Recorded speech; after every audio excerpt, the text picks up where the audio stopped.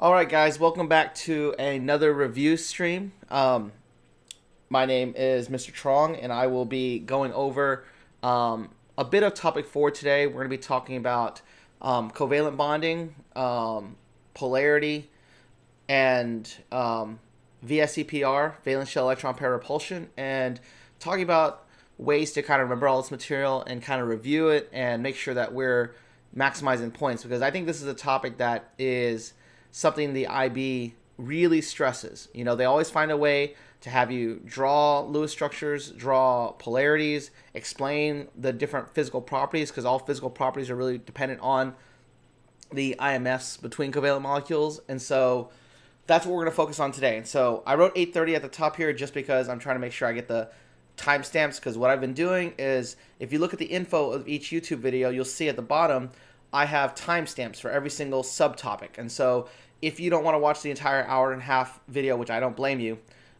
you can kind of skip to wherever you want to see. So if you don't need to know the basics about covalent bonding, you can skip this first part and go to the next timestamp. And so, or if you want to look over it, or you want to skip right to VSEPR, you can get to that timestamp. So I'll be updating the timestamps for all of this as when the YouTube video is uploaded. So let's go and get started. I'm using the kind of IB syllabus to kind of guide me through these statements, and so these are the main statements I want to try to address and talk about. And so let's go ahead and get started. And so I'm going to say about 10 we'll get started. Okay, so basics 4.2. Covalent bonding. We need to establish definitions. We need to be able to describe them. We need to be able to know how to differentiate between types of covalent bonding. So, first idea, okay? It is the electrostatic attraction between a shared pair of electrons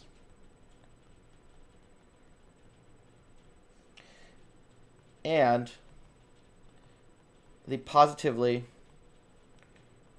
charged nuclei. Okay, now this is the definition of covalent bonding. I think you're less likely to see this on the short answer now, because the IB has kind of gone away from that. But multiple choice, definitely fair game. I could see this as being a topic 4 question multiple choice. Probably about questions 8 through 11 are topic 4. And so they might just ask you which statement best describes a covalent bond versus an ionic bond versus a metallic bond. So this is what you want to definitely recognize, kind of the buzzwords here. Shared pair of electrons, positively charged nuclei. All the bonds are electrostatic attractions. So you want to make sure you really focus on nuclei here as well. Okay. So now, what we want to talk about here is the strength and bond length as well. And so bonds can be kind of broken down into single, double, and triple bonds. Okay, we won't talk about resonance yet. We'll get to that a little bit later. But for basic molecules, there's a single, double, and a triple bond that are available. And so, and that's 1, 2, and 3 shared pairs respectively. But so what we want to talk about is how bond length relates. And so as you get more shared pairs, the nuclei are pulled closer together. And so therefore the bond length will always decrease. So an increase in bonds between two atoms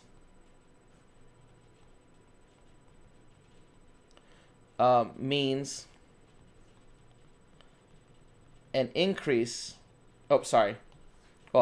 increase in attraction. We'll try to kind of bail out there, which decreases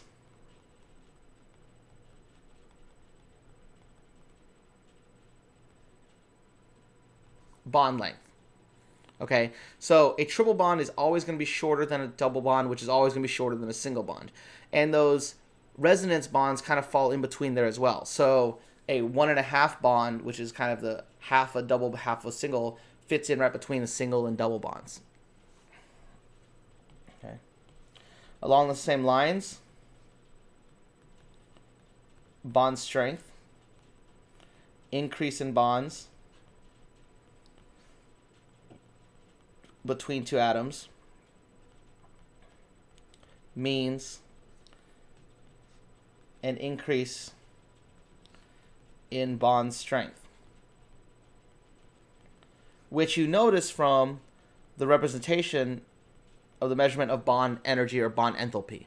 So if you notice, if you look at the data table, an O to O single bond has a certain bond strength, bond enthalpy, but then a double bond is greater than that, and then a triple bond, well, oxygen can't have a triple bond, but a triple bond would be greater than that as well. Now, what you need to understand is each of those bonds isn't the same type of bond, so the bond strength doesn't increase linearly. So you'll notice that a double bond is not twice the energy or enthalpy of a single bond, and a triple bond is not 3 times, because the additional bonds of the second and third bonds are weaker than the initial bond between the two atoms. And so you'll notice an increase, but it won't be double. And you'll notice an increase, but it won't be triple. Okay. And then what we translate to next is we talk about bond polarity. Okay. So bond polarity results in the difference in electronegativity between the bonded atoms.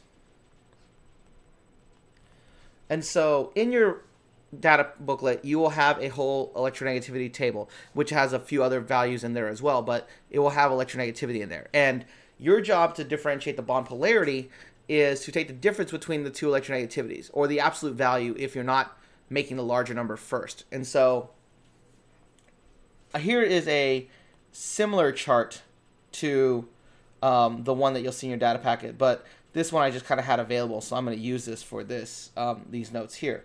But so you can see, this is electronegativity, okay? And so this has every electronegativity for every element on the periodic table. Fluorine being the highest, francium in the bottom left being the lowest at 0.7.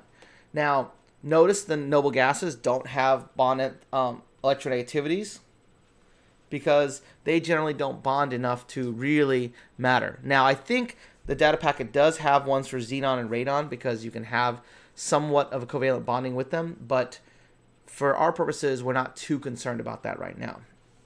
And so what you have to do is figure out the nature of that bond when you're talking about it. And so what you're doing here is taking the difference in electronegativity. So if you have something like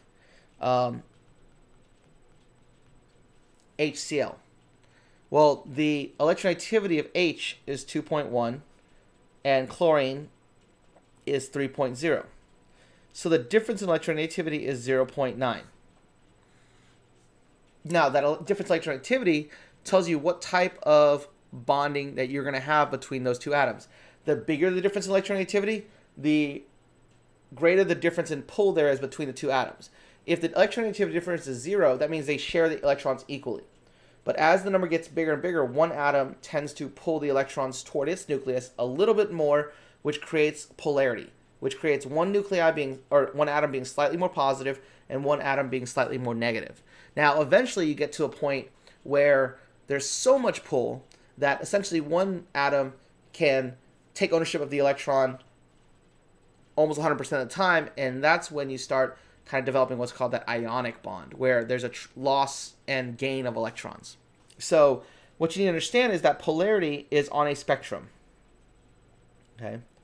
And that bond polarity has 3 kind of big ranges for electronegativity difference.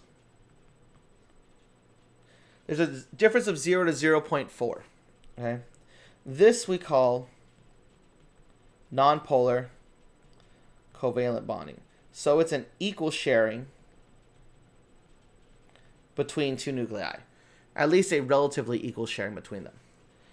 As you go higher to 0.5 to about 1.6, you get polar covalent. Okay? And so with polar covalent, now you have a distinct positive and negative end of the bond. Now, once you get past 1.7, you end up getting, oops, spelling error, ionic covalent. Okay.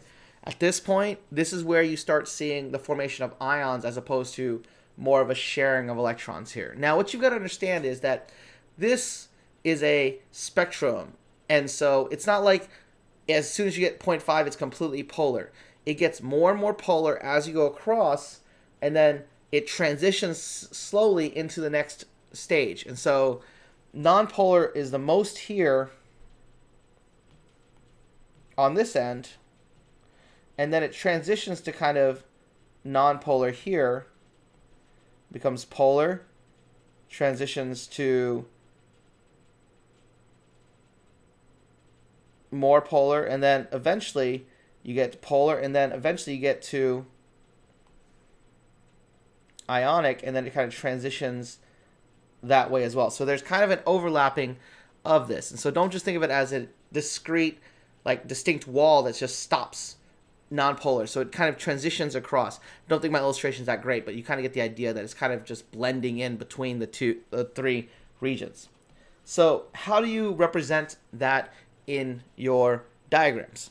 So when you get polarity, you can do it a couple of different ways to show the polarity. And so now that we've decided that HCl is a polar molecule, a polar bond, I should say, and because it's the only bond in the molecule, it's also a polar molecule, you can show this a couple of different ways. Okay, one, you can show partial charges. Okay, because Cl is the greater electronegativity, it's going to have the negative charge, meaning it owns the electrons more often than the hydrogen does. So this is known as partial charges. So if you want to distinctly show the bond polarity, you can use partial charges. Okay.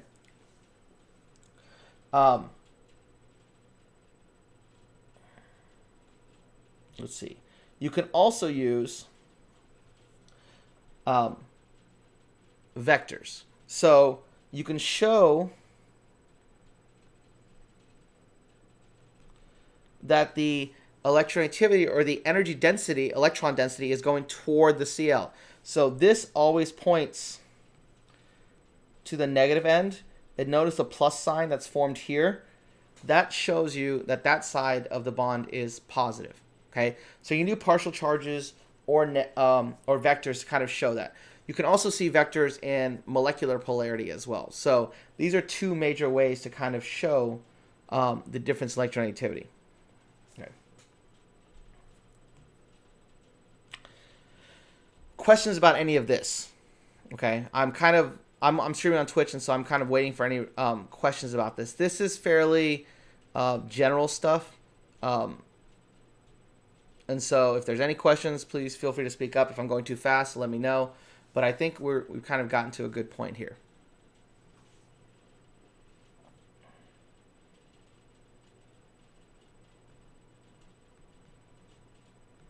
Okay. The real kind of section here that's the biggest section is covalent structures. So that is 4.3.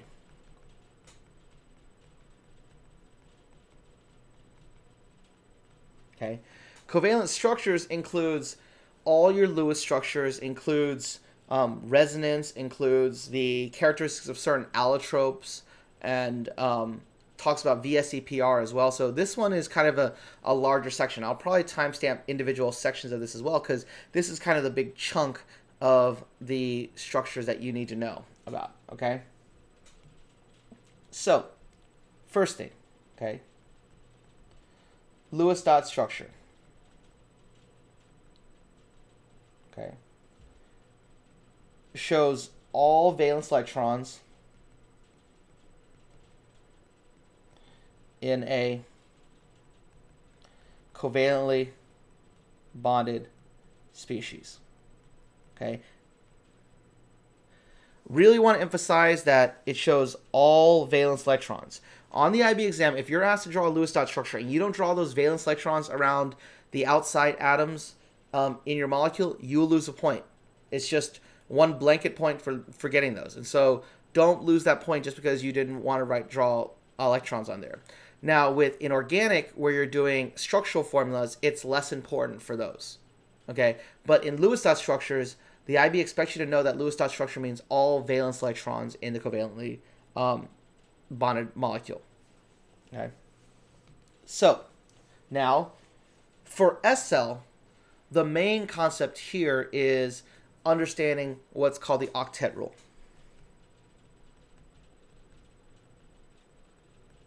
Okay, and so the octet rule says most atoms tend to share electrons to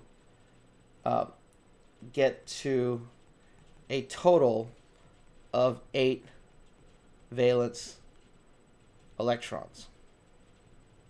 Okay, so the idea here is that most atoms, if you have 4 or more valence electrons, you generally kind of tend to share so that you can share with another atom so that you can claim ownership of 8 electrons, whether you're sharing them or not. And so when you look at something like carbon, carbon has 4 valence electrons. And so its tendency is to share 1, 2, 3, and 4 with other atoms so that it can have a total of 8. Okay, nitrogen has 5, and so it generally tends to share these 3 so that it can have 8 as well, because you want a pair on each side per se of the atom. Now, again, notice that lone pairs tend to kind of stay by themselves, and so unless you get into coordinate covalent bonding and stuff like that, which we'll talk about later, you won't really see those being involved in a lot of bonding. Okay, oxygen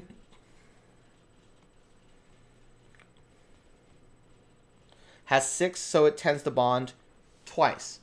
Now, also notice that when I'm drawing the dots around these structures, that I go 1 on each side before I double up. This allows us to see the number of lone electrons that can pair up in basic Lewis structure drawing. Okay. Now, there are exceptions, as there are to every rule. Now, if you don't have 4 valence electrons, sometimes you may end up only sharing what you have. So things like boron or aluminum have only 3 electrons. And so they may only share so they can have ownership of 6 because they don't have the electrons to be able to share with other atoms to have 8. Okay? Beryllium is also that case as well. So these are called incomplete octets. Okay. And so that means that they can bond 3 or 2 times based on their valence electrons and still be complete. And so keep those in mind. Those are really the main exceptions for this rule. For SL, you're not going to run into expanded octet, and so you don't have to worry about that. Everything kind of generally pairs up fairly well. Okay. Now, what I generally do for Lewis structures here is I tend to have kind of a system for drawing these. Okay, yes, there are some that are very common that you probably should know, but this way kind of tends to help us figure out whatever needs to be done. Okay, and so my system involves 2 things: a test structure and a budget of electrons. Okay, and so the idea is this. Okay, the test structure is you drawing the molecule such that you have used the maximum number of electrons possible to complete the entire molecule.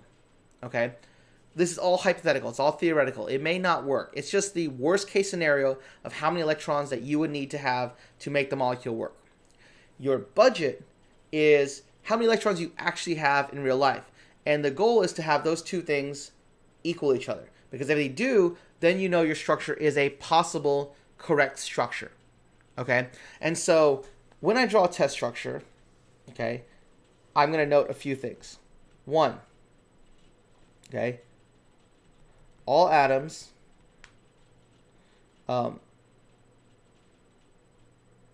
have a single bond to each other. So that means that the single bond is the fewest pairs of electrons that you can share throughout. And so all atoms will have a single bond to each other. Okay. Also, all atoms with 4 or more valence electrons are given 8 total. Okay. So if you have something like carbon, nitrogen, oxygen, fluorine, you're going to give it, make sure that it has 8 electrons, whether that's a combination of bonds and lone pairs, or just in lone pairs, or all bonds, doesn't matter. That's what we're going to do. Okay, so those are your 2 rules for a test structure. Again, the test structure is not supposed to be right every time. It gives you a starting point in which you can keep moving around in kind of quick trial and error to figure out what the structure should be. The budget of electrons is as such. Okay, total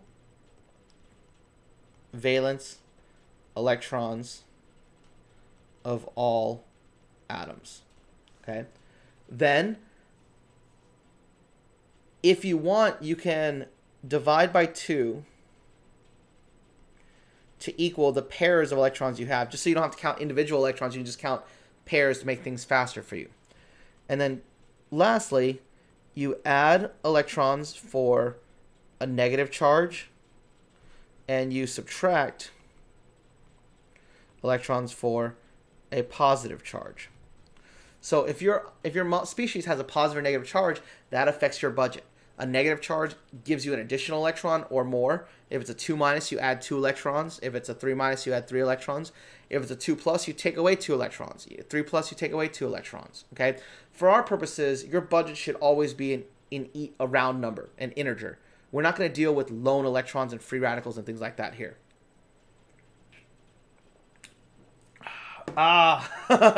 Scarlet Star, thank you very much for the sub. That is 16 subs. Appreciate it.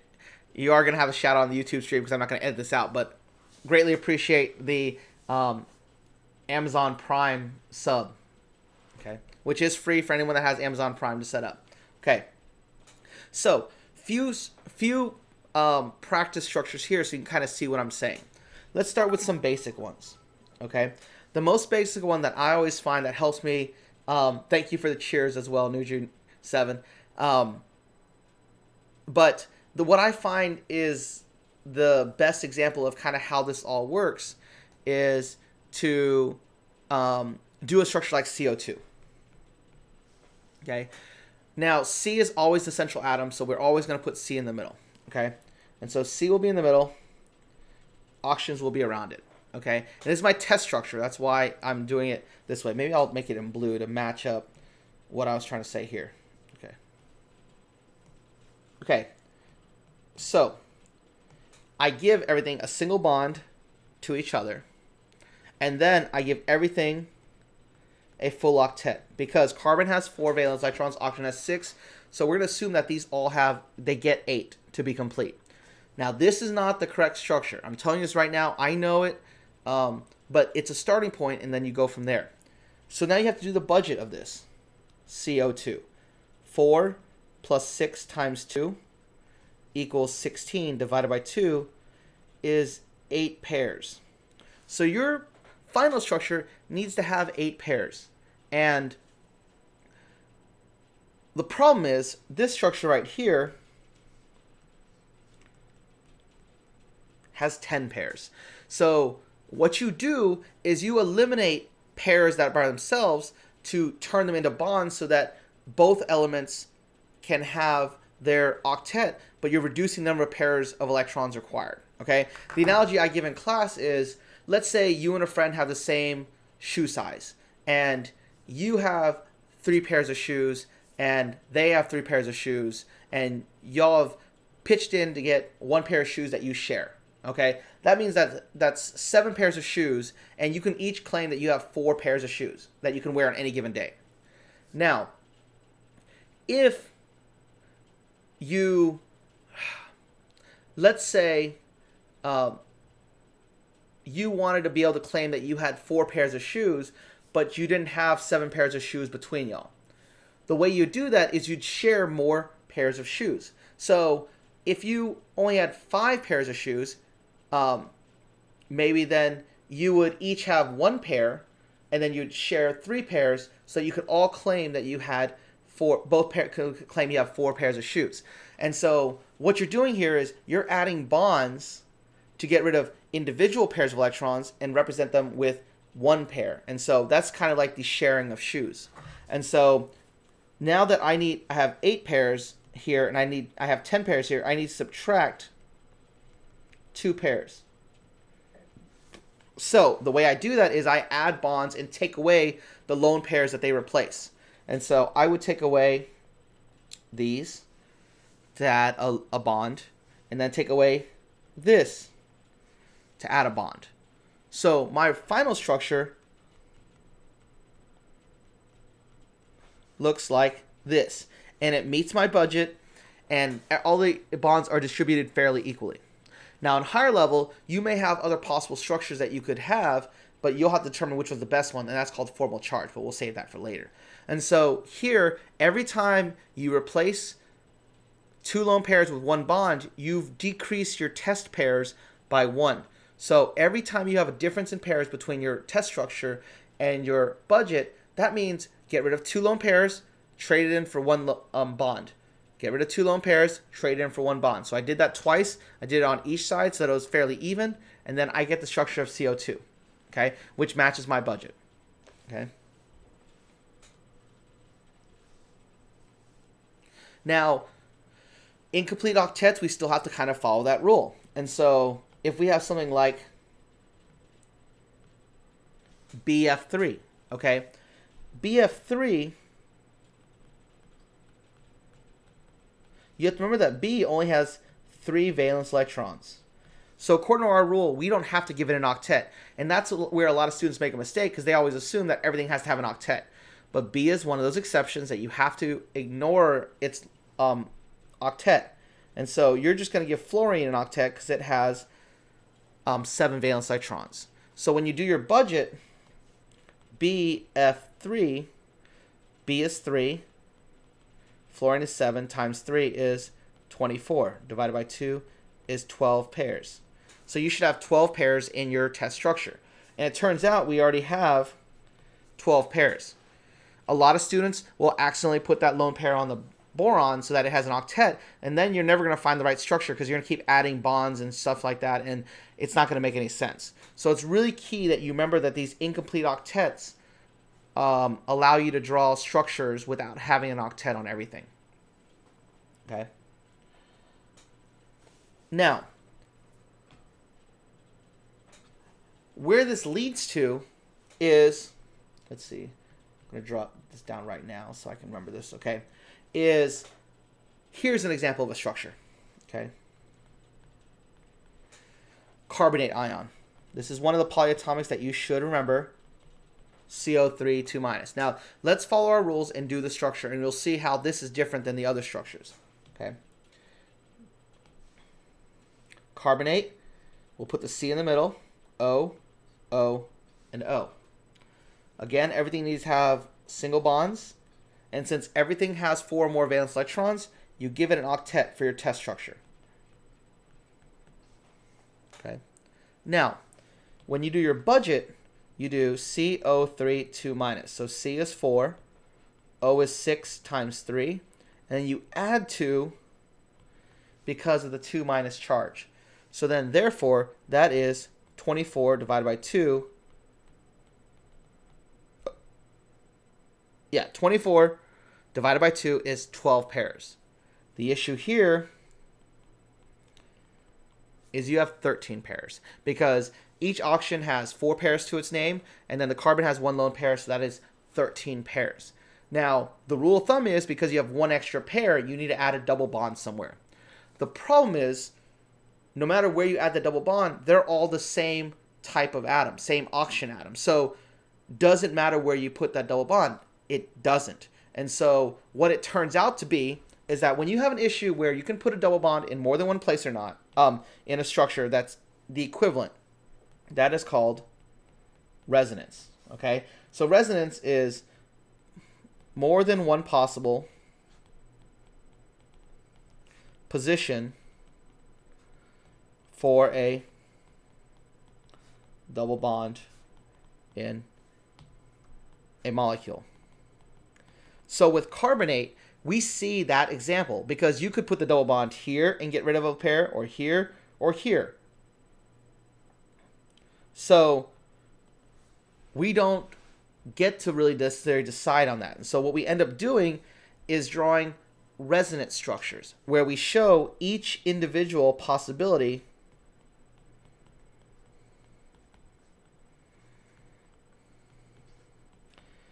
in resonance. So we draw all possible structures here. And because there's 3 places that you can add the double bond, you will have to draw 3 resonance structures.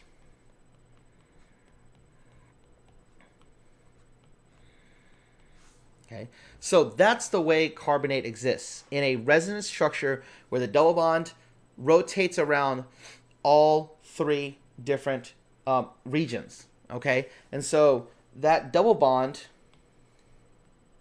that I'm highlighting here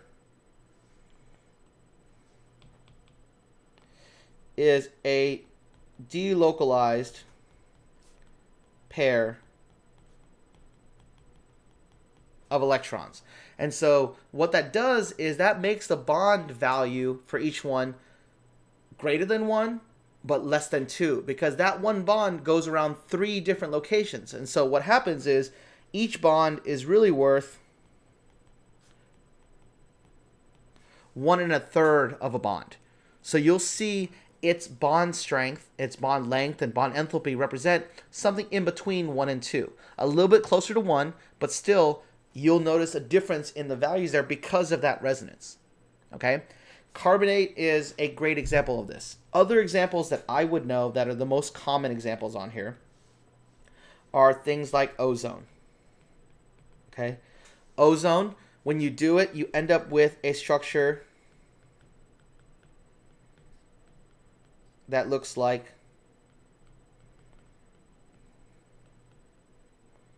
this, where there's 2 structures that move back and forth, and you'll have that resonant double bond. Now, the bond value here is 1.5 because the double bond fluctuates between 2 points, so then it's half a bond for each one. So the bond value or bond order is 1.5 here. Okay, ozone's a good one. Another one is benzene. Benzene's a little unique because it's a ring with alternating double bonds. And so it looks like this. I'm going to do this so I don't have to draw the structure out. But what... Actually, no, that's not a good one. Do I have a good one, actually, now that I think about it?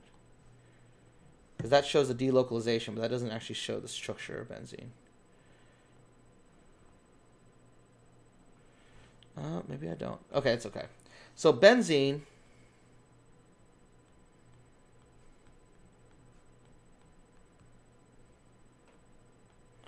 has alternating double bonds that go around a ring. And so this is C6H6. So another example of resonance that's very common. You'll see that in organic chemistry a little bit as well. And so you'll see how all these things work. And so those are 3 common ones. Other ones I can think of here. The other one that tends to kind of sneak up is ethanoate. Okay, ethanoate, remember, is the conjugate base of ethanoic acid. And ethanoic acid looks like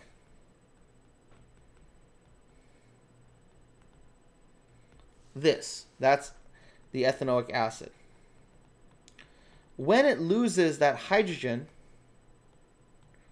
it becomes this. This is ethanoate. Okay? Now, what you notice is that these two regions now are identical. The double bond could actually resonate between those two. And so you end up getting this structure fluctuating. Oh man, that arrow.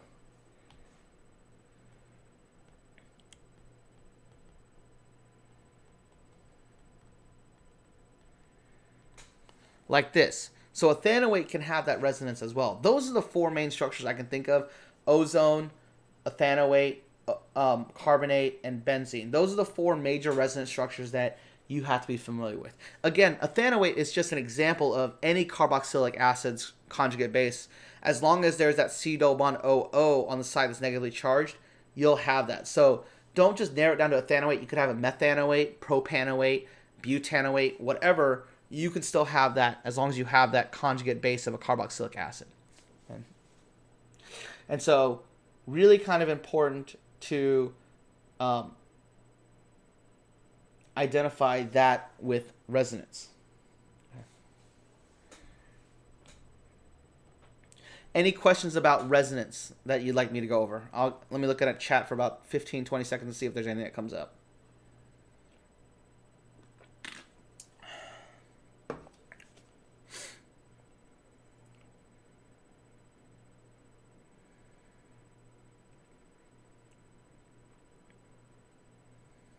Okay, so we'll timestamp this 45.06. This time that I'm running up here isn't according to YouTube time. It's according to my recording time because I started the recording a little bit early. And so with the stream a little early, so the time's a little bit off. So don't go to 45.06 because this is going to be a little bit shorter than that. I think it's about 8 minutes behind. So don't look at these times. These are just for my mental notes.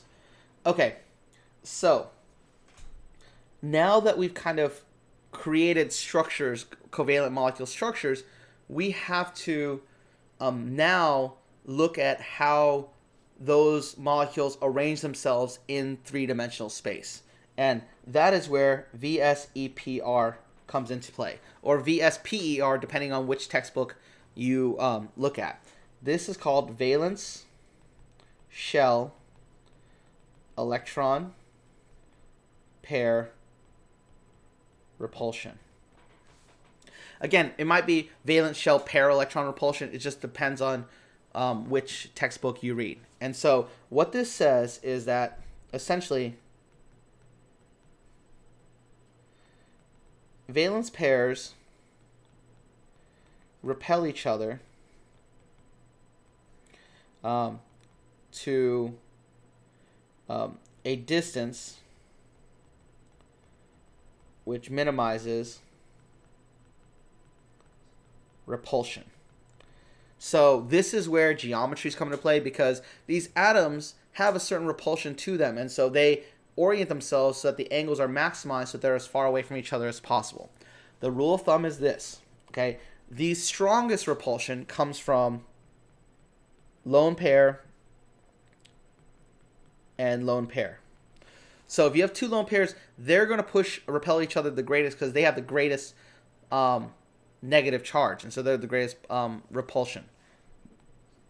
Then you have bonding pair and lone pair. So the next hierarchy is how do the bonding pairs orient themselves relative to the lone pairs. And then lastly, it's the bonding pair.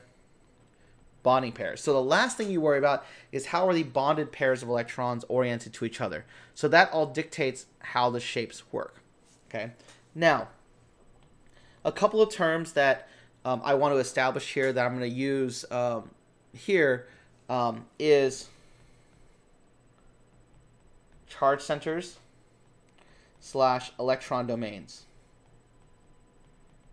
Okay. These two terms, for our purposes, I think are fairly interchangeable. Okay. And so this is the regions of electron density. This can be bonding region or a lone pair region. Each lone pair is a separate region. A single bond, a double bond, and triple bond all still represent one region of electron domain or charge centers. So this is going to be crucial in how you determine what type of shape that you have. Okay. And so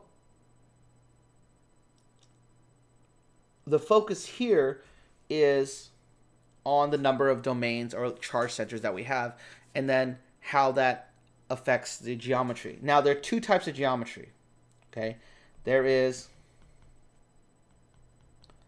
electronic geometry, which is only dependent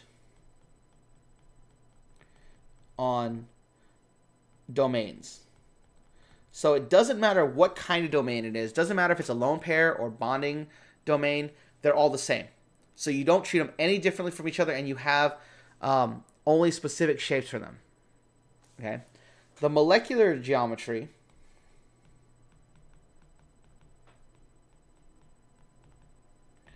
is dependent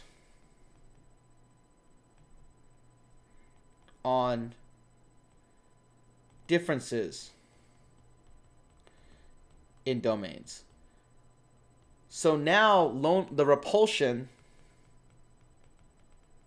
matters. And what you're looking at is how are atoms oriented. So the shape itself is dictated by how the atoms are arranged. The lone pairs affect the shape, but you don't actually look at the shape with the lone pairs included. You look at how the lone pairs affect the shape of the orientation of the atoms. So we'll see this, and we're going to kind of do all the different shapes here. And I'm going to show you a little trick that I find is useful to help you remember all the shapes for this. Okay. Now, the first column we will have is domains or charge centers. Okay. And so the first number we will have is 2 domains. Okay. And this will be, we'll have bonding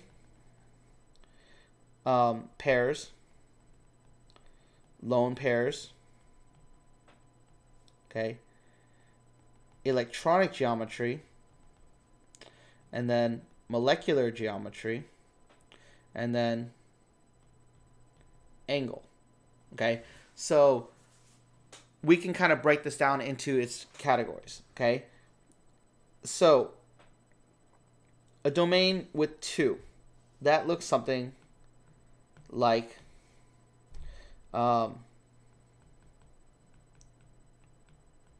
CO2. Okay, notice there are 2 domains, one on this side of the carbon and one on this side of the carbon. So there's 2 bonding, maybe I shouldn't say pairs, I should say bonding domains, because the double bond acts as one bonding domain. Okay, there are 0 lone pairs.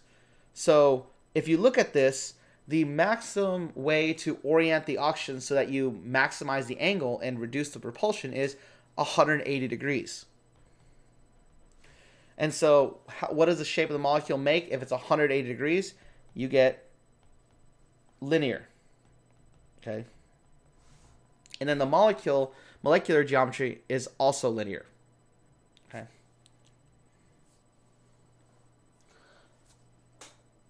And that's the only possible way you can have it. You can't have one bonding domain. It's still going to always be linear if you have just 2 points.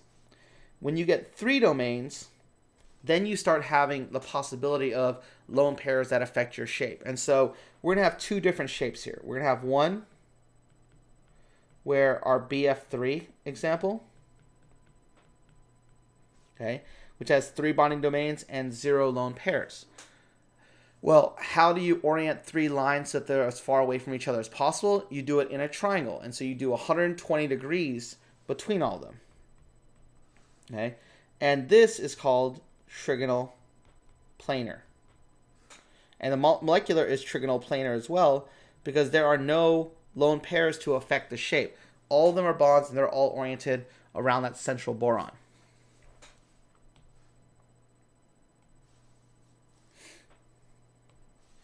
Now, what might happen is you might have something like this, where you've got 2 bonding domains and 1 lone pair now.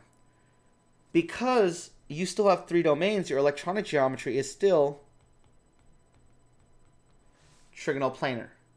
But this lone pair now affects your shape, because in BF3, you were looking at all three of these, and it forms that kind of Y shape that forms kind of a triangle if you connect the points.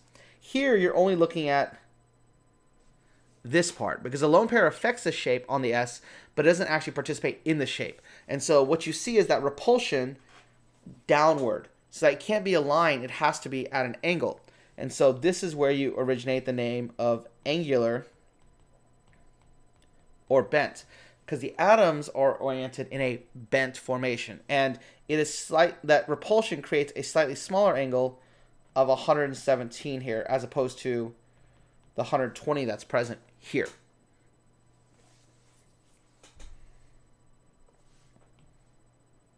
Okay. So then if you have two lone pairs in one bonding domain, again, it's linear. You can't really have one bonding domain and have any other shape than linear. With four domains, you start getting more possibilities. The simplest one is where you have four charge centers or four bonding domains, no lone pairs. The thing is, once you get 4 points, you don't want to be flat anymore. You want to use all three dimensions, because now you want the points to be further away from each other than just 90 degrees. And so this forms what's called a tetrahedral shape, because it forms this kind of tripod which creates four faces. Now, because there's no lone pairs, it is also tetrahedral molecular.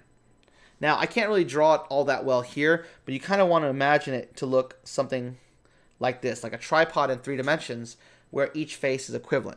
The angle being about 109.5/110. If you want to just keep round numbers, 110 is perfectly fine. The IB takes a range of answers that's a little bit narrow, but both those numbers fall in that range. 108 to about 112, I think they will take. Okay. Now, the issue is when you start getting lone pairs. Okay. And you have 3 and 1 here. While it's still tetrahedral because it has 4 domains, now this lone pair creates repulsion. And those 3 other charge centers go downward, kind of in this kind of triangular motion. And so now you see what's called a trigonal pyramidal.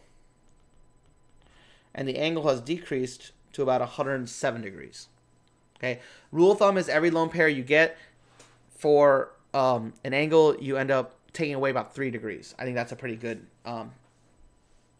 reasoning. Now you can have one more lone pair, 2 and 2. Still tetrahedral because it has 4 domains. Oops, skipped a few letters there.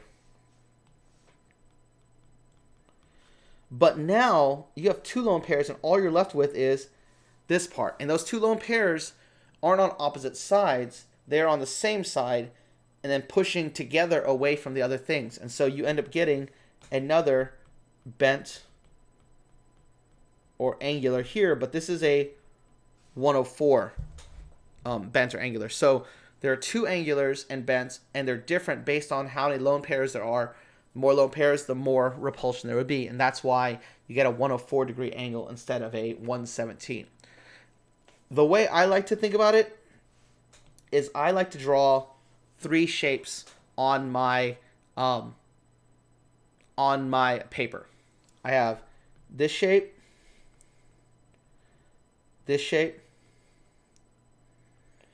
and this shape. And those represent my 3 electronic geometries for SL. Okay, we will talk about HL in a little bit, but we're going to talk about SL right now, and then I'll timestamp the HL part after this. And so this is linear, trigonal, planar, and then tetrahedral. The way I do it is if I draw these, then I can eliminate and cover up the bonds that become lone pairs to still see what the shapes are. And so trigonal planar, if I cover this one up, maybe I should. If I cover this one up, now what's left? It's just an angle. It's just a bent shape. And so if I do that for this one and cover the top one up, then I'm left with 3 legs pointing down in a pyramid shape. If I then cover up this next one, then I'm left with a V, or angular, or bent. A V shape I think they also take as well. But so, if you know these 3 electronic geometries, you can derive any molecular geometries that you need with lone pairs based on those 3 shapes. So I find that as a really kind of neat trick to be able to visualize on your paper. If you forget what's happening, you can draw these 3 shapes and kind of figure it out on the fly. Again, minimize what you have to memorize, and so I like that a lot. Still not sponsored by Diet Coke. Okay, so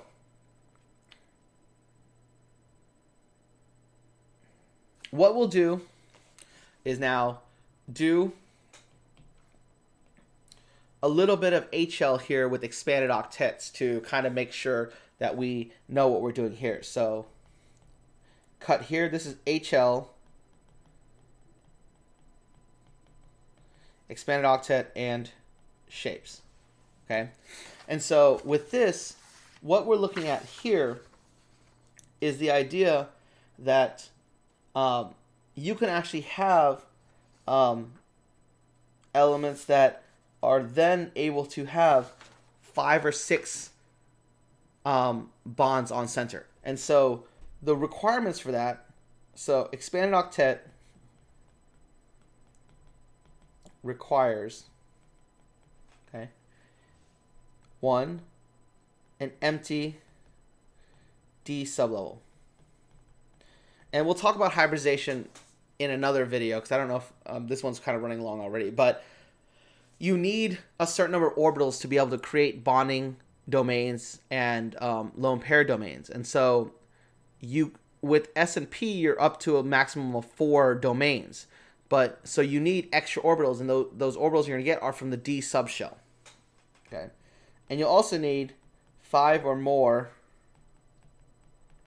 valence electrons, because that allows you to be able to share more than 4. And so that's the general rule of thumb, is this: if you have an empty D sublevel and 5 or more valence electrons. And so if you're looking at the periodic table here, which I will show you right here,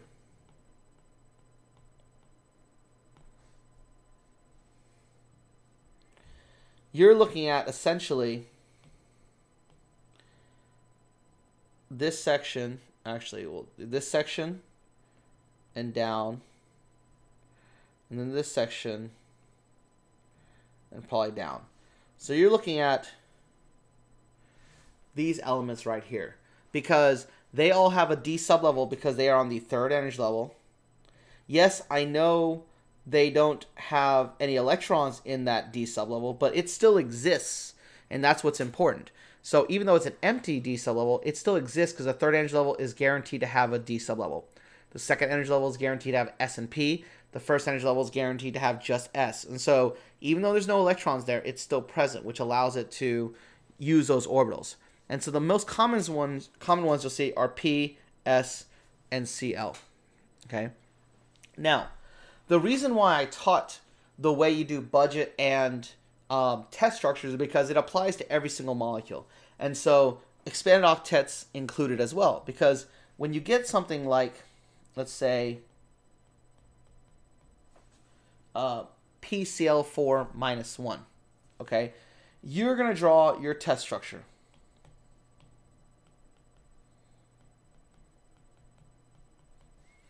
And give everything a lone pair, an octet, because all these have 4 or more valence electrons. But when you do your budget, PCl4 minus, it's 5, oops, my pad's going a little bit on the fritz, plus 7 times 4 plus 1 gets you 34. So that's 17 pairs. Now the issue is this: as opposed to before where you had to add double bonds, an expanded octet, you might run into the issue of having less pairs than your budget.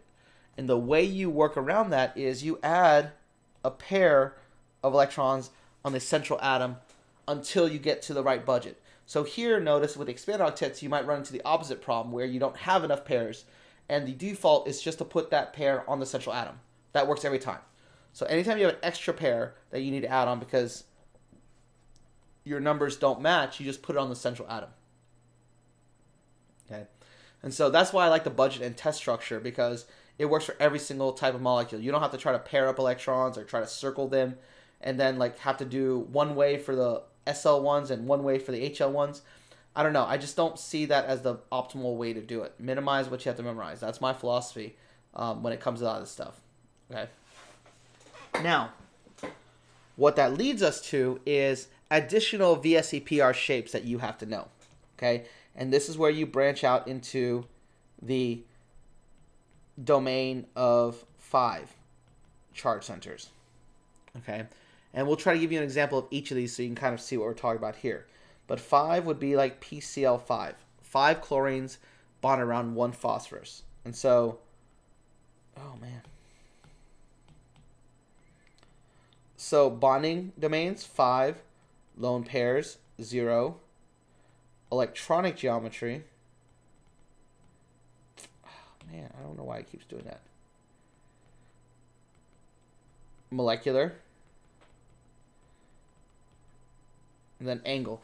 Now, luckily, you don't need to know all the angles for all these structures here. You only want to know the angles of certain ones, and I'll let you know which ones that is.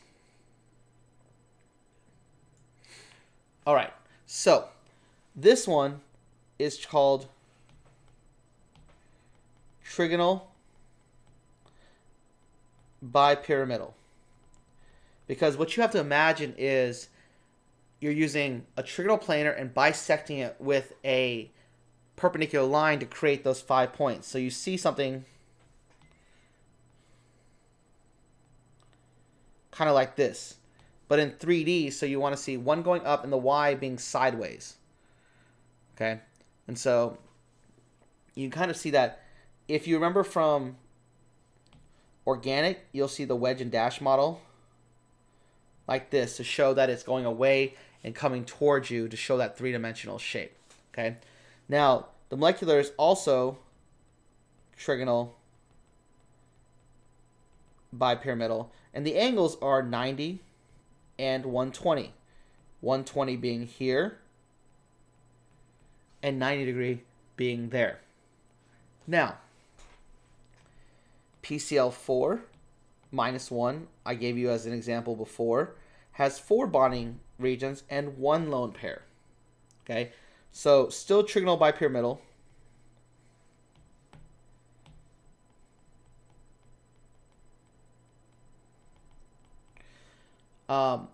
But now one of these lines has to go away, and the line that is the furthest away from all the other bonds on average is that one line on the equator around the middle. And so what ends up happening is you end up getting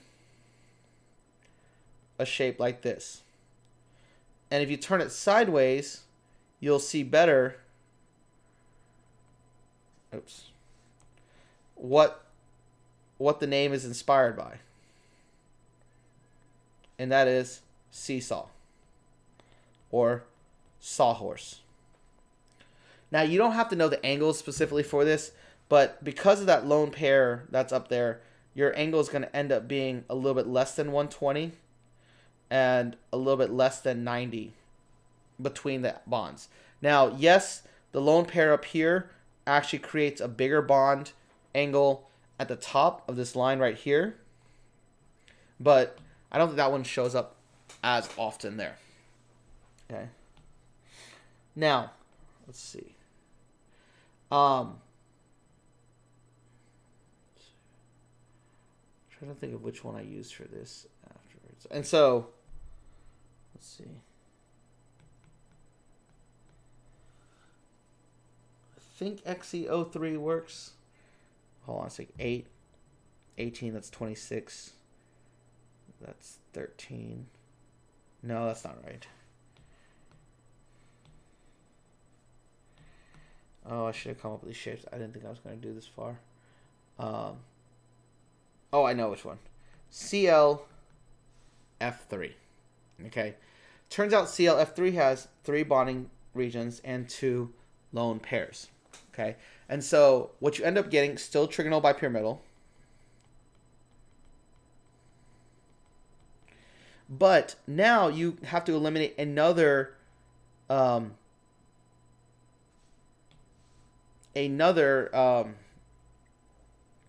did it actually? Okay, I'm gonna have to delete that. You have to get rid of another bonding region, and what I find is that you're best off just taking away these two and rotating it around, so that what you're left with is this. And guess what that's called? It's called T-shaped. Pretty obvious when you look at that. Lastly, in this region, we have I3 minus. Okay, I3 minus has 2 bonds, 3 lone pairs, still trigonal bipyramidal. Okay, but now you take away 3 charge centers, and the third charge center is still 120 degrees from the other two, so you end up with this, because the lone pairs repel each other in equal and opposite vectors, or vectors that cancel each other out. So you end up with a straight line. So this is linear, 180 degrees. This is one of the rare occasions where lone pairs actually cancel each other out in polarity, so then you end up having a nonpolar molecule, which we'll talk about in a little bit. Okay, so that's 5 domains.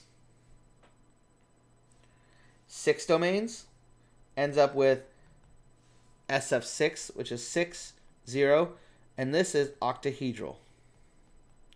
The way I like to draw it is I draw a line, then an X in the middle. So think of it as X, Y, and Z axes. So octahedral, 90 degrees and 180, just like X, Y, and Z. SF5 minus is 5 and 1. So where do you take away the bond from? I take it away from the top. So then I just imagine something like this. And so it's still octahedral for electronic because it has 6 charge centers or domains. But now it becomes square pyramidal. Okay? And you don't need to know the angle for that. Then XEF4 has 4 and 2. Now, where's the other lone pair going to be so that they're furthest away from each other? The bottom. So you end up with just an X. So still octahedral. But now you have square planar, where the 2 lone pairs are on top and bottom, so they push all 4 bonds flat into a 90 degree. Maybe I should fix that line. Looks like it's curved. Oops. Okay, like that. You can go even further. Oh goodness, I don't know if I have a shape for this, but I'm just gonna do 3 and 3 here. Still octahedral, and you end up with T-shaped as well, because you take one of the remaining lines away, and then with this you have 2 and then 4, and again the lone pairs cancel out. So even though you have octahedral, you end up having linear as well for the shapes. And the way I do this is I draw out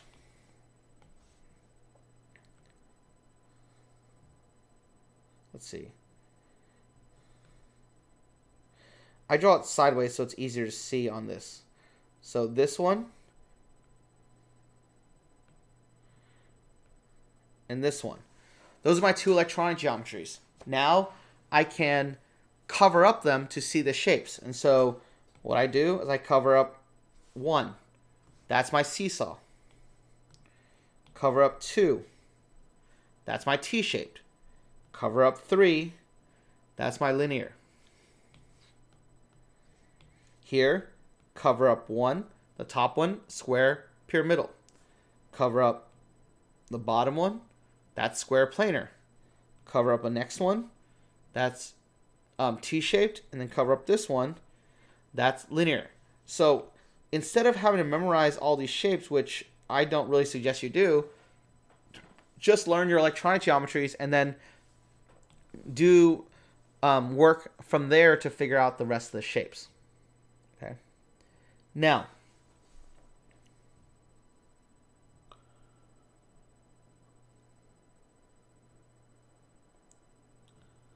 let's see.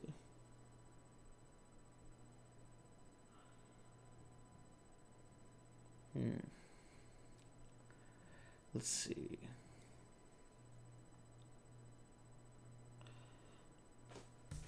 I'm trying to debate on what I want to do here.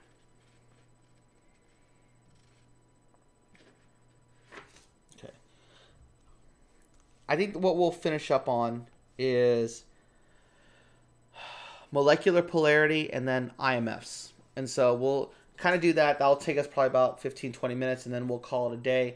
And we'll kind of fill in the stuff that's left over on another video, because I know this is going to run a little long. I don't want to go 2 hours for each of these, because I know y'all got a lot of stuff to do, and it's kind of hard to kind of watch all this. But so the last thing we're going to do is, let's see, 1:14:40 is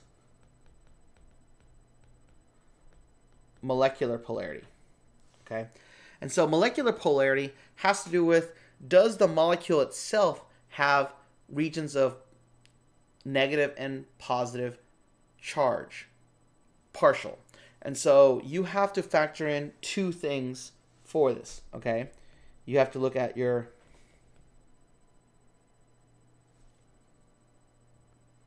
bond polarity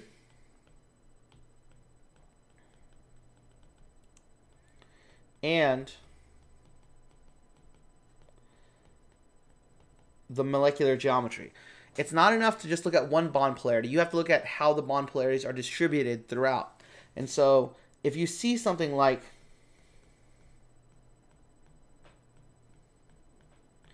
CF4, each F is pulling in an equal and opposite, well, not equal and opposite, but opposite direction, so that the polarities of the bonds cancel out. So when you look at the outside of the atom, all of them are the same negative charge. So there's no difference in polarity, because when you see this being negative and this being negative and this being negative and this being negative and the same amount of negative, there's no overall polarity, because nowhere around the outside of the molecule is there a difference in negative or positive charge. So relatively, there's nothing. So you would describe this as bonds are polar, but the molecule is nonpolar, because there's no distinctive polarity that's present in these molecules, in this molecule. Okay, so you can have polar bonds or nonpolar bonds with nonpolar and polar molecules. So every combination is possible here. Okay. Now, when you have something like NH3, while the nitrogen does pull away from the H this way, this lone pair right here is a very large region of negative charge. And so the lone pair makes that whole molecule polar. And that only happens when the lone pair or lone pairs are unbalanced. They don't cancel each other out. And so in SL, every shape that has a lone pair is going to be polar, because there's no orientation in 3D space where the lone pairs cancel out. Even in bent, the lone pairs are on the same side, so they don't cancel each other out vector-wise. And so rule of thumb for SL, if you have a lone pair on the central atom, it's polar, no matter what. Now, you can show the molecular polarity by drawing an arrow next to it, a full kind of arrow side to the side of it, which shows you the polarity of this. And so, again, here, bonds are polar, and the molecule is polar. Okay, so there you see the opportunity to have polarity in both bonds and molecule at the same time. So in all of these, you're really looking for is there some symmetry? If there's not, then you're going to have, is there symmetry between atoms, I should say, because symmetry between lone pairs isn't what you're going to be looking at for here. And so you're looking at just, can I find a region that's unbalanced of negative or positive charge relative to the rest of the molecule? Okay, because you can even have something like this.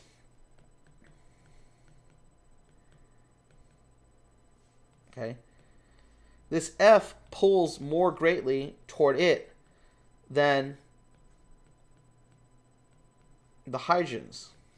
Okay, and so you end up getting a net negative polarity here, because the F is pulling the electron density further in that direction than any of the hydrogens could, or the carbon can, toward that. So the molecule itself has that polarity here. Okay, so again, bonds, well, okay, so you actually have nonpolar bonds, the C to H if you're talking about mathematically. And then you actually have also polar bonds where you have C to F. And that makes a molecule that is polar. Okay. So how does that matter in all this? Well, once you figure out the polarity of a molecule, you can tend to go toward their IMFs. Okay, which is, for our purposes, intermolecular forces. Okay, inter means across molecules. Yes, there is technically a term for intramolecular forces, which would have the same abbreviation, but what we call those are bonds. So intermolecular forces are the forces of attraction between molecules. Intramolecular forces are the bonds within a molecule. Do not use those interchangeably. A lot of kids get into the habit of saying those interchangeably, but they're not. And you'll lose points if you try to explain things that way. IMFs, or intermolecular forces, dictate physical properties. Things like boiling point, viscosity, let's see, surface tension.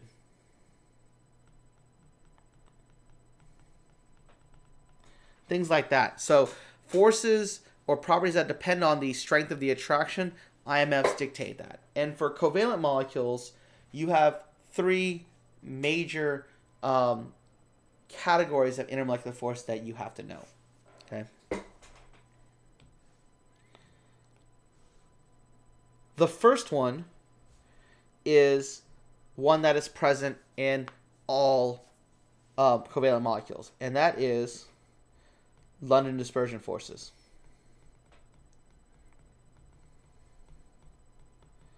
Which are LDFs for short. Okay, and this is a temporary dipole attraction between molecules. Okay, relatively the weakest one. If you're looking at molecules with the same molar mass, it's going to be the weakest one. Now, can you have enough LDFs that it's actually technically stronger than dipole-dipole or hydrogen bonding? Yes, when the masses get so significantly different that it overcomes the weakness of the attractive force, then you see that. But for our purposes, if we're comparing similar molar mass of molecules, it's the weakest one. Okay? It is the most important in nonpolar molecules. So nonpolar molecules don't have any other forces of attraction other than LDFs. And so that's the main one that's going to dictate its physical properties, like boiling point, surface tension, and things like that. Okay? And so, and also it increases with molar mass. So the heavier like a hydrocarbon gets, the stronger the IMF gets, and then the more likely it's going to be in a more organized or structured state of matter, like liquid or solid. Okay. Now, the key thing here is the idea of temporary dipole moment. Okay. A temporary dipole moment is meaning that you don't have a permanent positive and negative region of the molecule. The region, these positive and negative moments happen randomly and kind of very temporarily. And so the way I illustrate it is if you had a molecule that had electron density between the two nuclei that was fairly equal. Well, the electrons are whizzing around both nuclei. And in some, well, actually, we'll put it next to another one as well that is fairly even. Okay. In some moments, the electrons are not balanced. They are further on one side than the other. And so what happens is that there's a temporary dipole moment. Man, my handwriting's getting bad. It's late.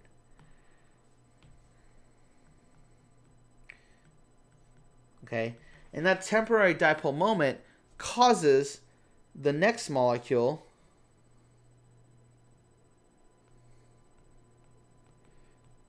to have a temporary dipole moment as well. So it causes a chain reaction between the whole substance, and that weak kind of random attraction that's kind of temporary is what creates enough attraction for the molecules to interact with each other. And so that's what a temporary dipole moment is, where it's kind of a random shift in electron density, which causes a temporary positive and negative region in the molecule. Okay, the greater the mass, the more it implies the more electrons you have, which means the more likelihood that there are electrons that will be unbalanced, like there will be moving electrons, and the attraction for it is going to be weaker. So there's more likely that there will be a temporary dipole moment. It's called polarizability. Okay. Now, once you get into dipoles, once you get into permanent molecules with permanent dipoles, the polar covalent molecules, you'll get what is called dipole-dipole interactions. Okay, it literally means what it sounds like. Two molecules, each with two poles, interact with each other. Okay, so here you have stronger than LDFs and occurs in polar molecules, which have a permanent dipole moment. Okay, and so instead of this random temporary one, there is always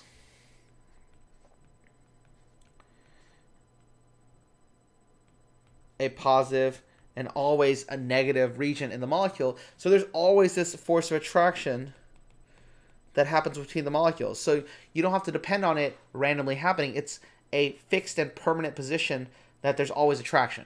So that consistency makes it stronger attraction than the temporary dipole moment of LDFs. And so all polar molecules have dipole-dipole and then LDFs as well. Okay? Now, the IB has taken it upon itself to make sure that they write the distinction that these here are called van der Waals forces. So they have it used to be that van der Waals forces and London dispersion forces were kind of interchangeable. You could kind of say them with each other. But the IB has now kind of adopted the IUPAC stance on it, where van der Waals forces include London dispersion forces and dipole-dipole forces together as the major forces of attraction between most covalent molecules. So van der Waals forces are not the same as LDFs now officially. It turns out that if you go to an extreme and the dipole is so extreme that there's a significant positive and negative region, you end up getting hydrogen bonding. Okay, and that hydrogen bonding is where you have H bonded with N, O, or F within a molecule.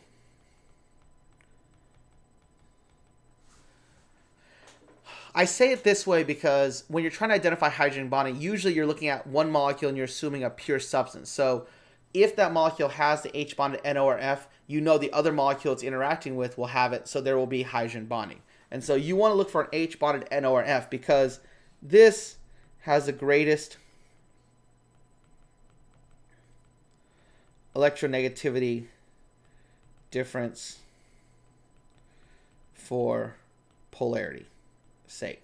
So when H is bonded to those, it creates a very, very strong positive and negative end. And so if that illustration up there is dipole-dipole, then hydrogen bonding is something like this.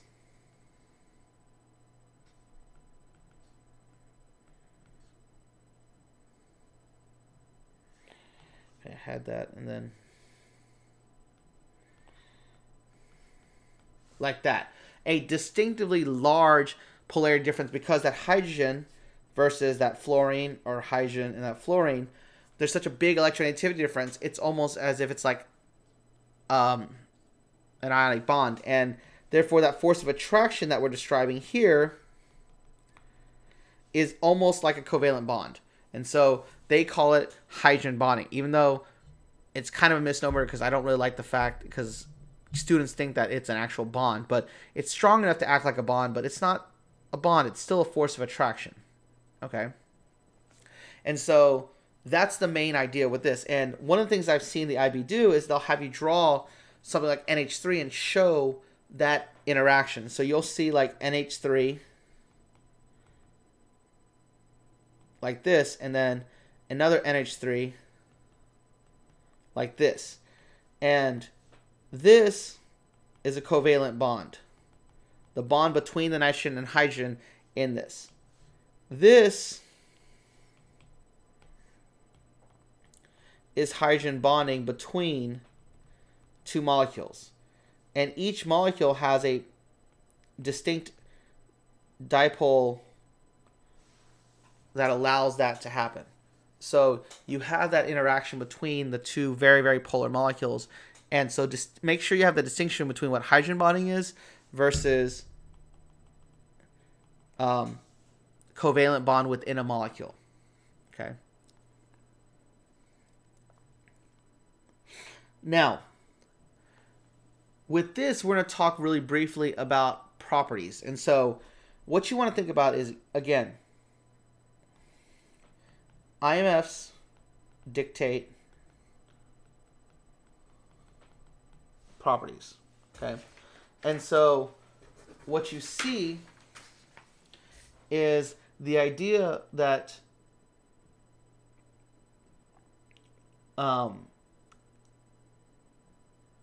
how they cause interaction between things. And so the major ones I tend to talk about are boiling point. Okay. So one of them is boiling point. Okay. And boiling point is the temperature at which you've broken the intermolecular forces enough that they are to separate into a gas state. Now, we're not going to get into atmospheric pressure and stuff like that. I'm just thinking about conceptually here. And so what you want to focus on when you boil is you break IMFs. That's the key thing. Intermolecular forces. You do not break bonds, because if you broke bonds, you'd be changing the structure of the substance. And you're not doing that.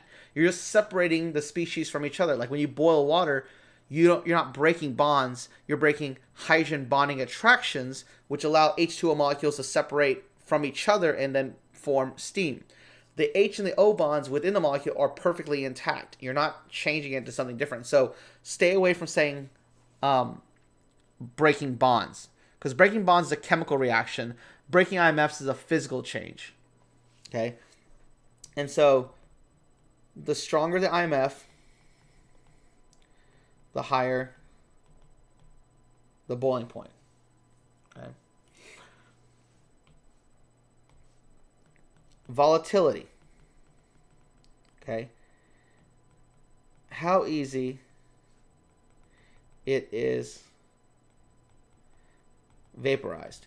So how quickly does something evaporate or vaporize? And so not interchangeable, but I'm kind of using the concept of converting into gas that way. But so weaker IMFs have higher volatility.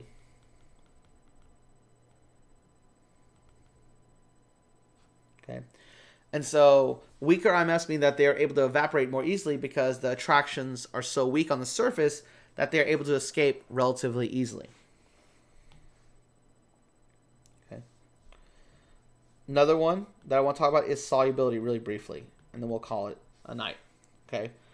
With solubility, the concept is likes dissolve likes, but don't ever write that on your test because the IB doesn't like that, because it's a memorization technique. It doesn't actually explain what you're doing. But what you want to say is nonpolar dissolves nonpolar because it has similar interactions.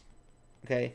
Really, what solubility is doing, solubility is the concept where two different molecules are able to break the attractions of within themselves and mix together. And the only way you're going to do that is if the attractions are fairly similar, because if they're significantly different, then there's nothing to keep the molecule from staying with its other molecules, like oil and water. Oil and water don't mix because the attractive forces within the water are so strong that none of the water really attracts the oil. So then what happens? The oil stays with itself, and that's why it separates. But when sugar interacts with water or salt interacts with water, the water's attraction for those molecules is similar enough that the water will then surround these molecules and separate them apart from each other. That's what dissolving is. Like when sodium chloride goes into water, the sodium ions and the chloride ions are surrounded by water molecules, and that's what causes dissolving. Okay?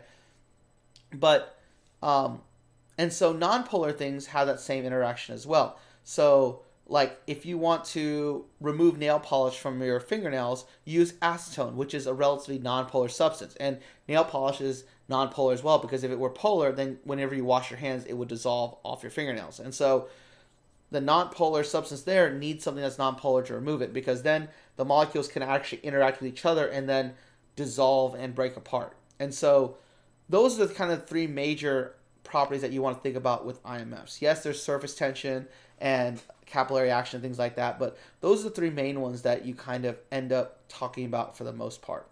Okay. Yeah, I'm sorry. Topic 4 and 14 looks like it's going to take a lot longer than I thought, but I thought this would be a good review of Lewis structures and shapes and a little bit quick review of IMFs. And so that's where we're going to stop for today. We'll be doing a lot more filming and a lot more YouTube videos going up toward the IB exam. And so we'll do another video sometime to finish up topic 4 and 14. And we're going to try to have a video for every single topic, at least one of them for each topic. So we've got 4 months until the IB exam, so we're going to be cranking out videos throughout. And so thank you so much for watching. If you watched a little bit of it, if you watched a lot of it on Twitch or on YouTube, I appreciate the audience, and hopefully you learned something, and hopefully you're able to revise. If you like what you see, make sure you follow on Twitch so you can get notifications when I go live. Or if you just want to be notified when when the new YouTube videos come up, just make sure you subscribe to the YouTube channel, Mr. Trong. So, let's see. I think that's it. So, class is dismissed.